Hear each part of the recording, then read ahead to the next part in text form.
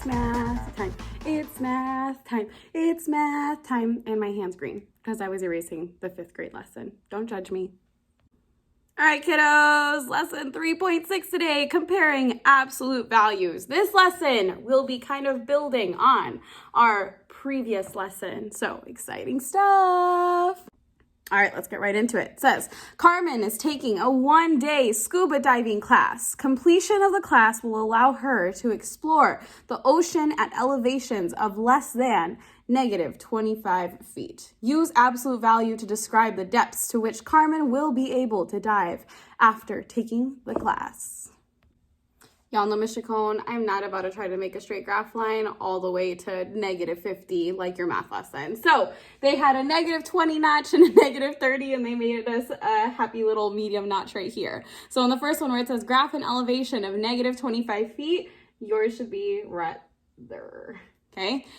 Then the next one, it says list 3 elevations less than -25, then graph these elevations. Literally any number that is below this, I will take it because those are all less than 25. All right, then it says elevations less than -25 are found, well, below -25. I will try to explain the next one to you, but if it doesn't make sense, it's okay, because they're explaining it weird. So the next one, it says, because depth represents a distance below sea level, it is never negative. In this situation, the absolute value of -25 feet represents a depth of 25 feet. All they're saying is that when you go underneath the water, we never say, oh, they're at an elevation of negative blah, blah, blah, blah, blah. We just say, oh, they're going 25 feet deep. That's it. So for the next 3 numbers, instead of making it mad confusing like they are, all they're telling you to do is just turn them into absolute values. So for the first one, we have -30, pretty much, -35, and -40. Remember, absolute values is just a tricky way of asking us how much distance it is from 0, which is always the positive form of the number that is in there. So the positive form of -30 is just 30. Positive form of -35 is 35. And the positive form of -40 is just, you got it, 40. So instead of getting all confused with all of the math terms, all they're asking you is if she is able to take this class and now she's able to dive all of these numbers, isn't 30 more than 20?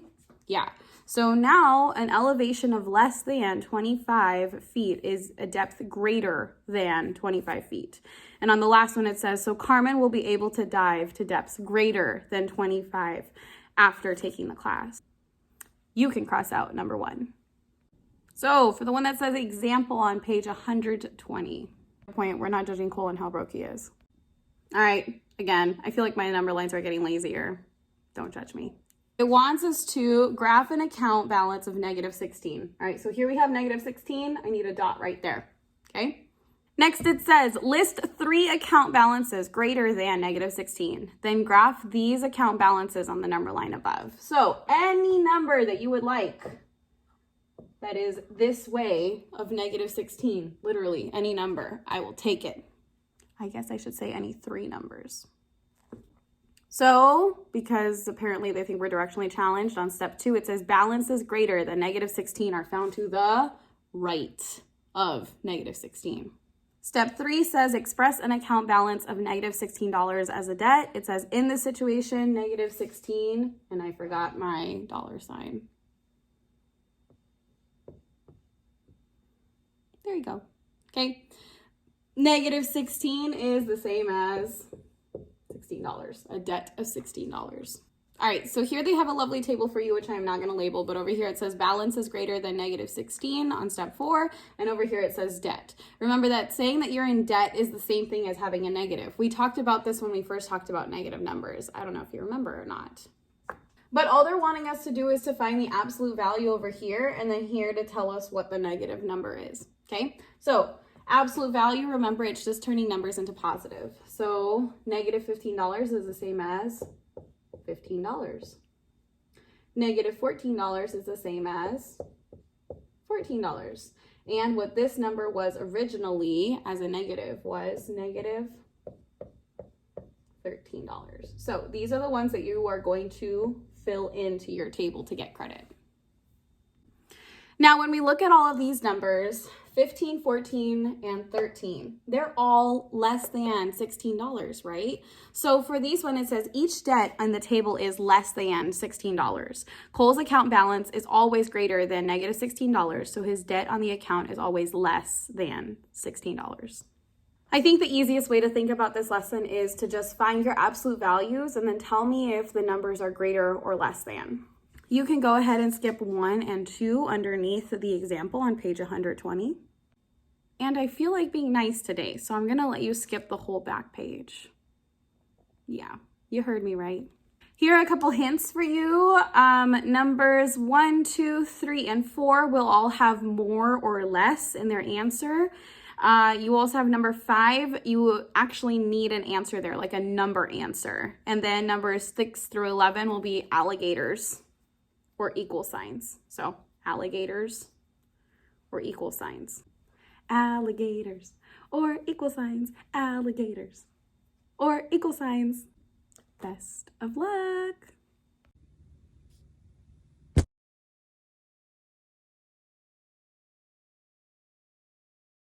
All right, a note for my parents. Un mensaje para los padres. This lesson is just adding on to our last lesson. Esta lección es solo una continuación de la otra lección. The most important thing for them to remember is to do their absolute values. So whatever the number might be in those lines, it doesn't matter what it is. We always need the positive version of that.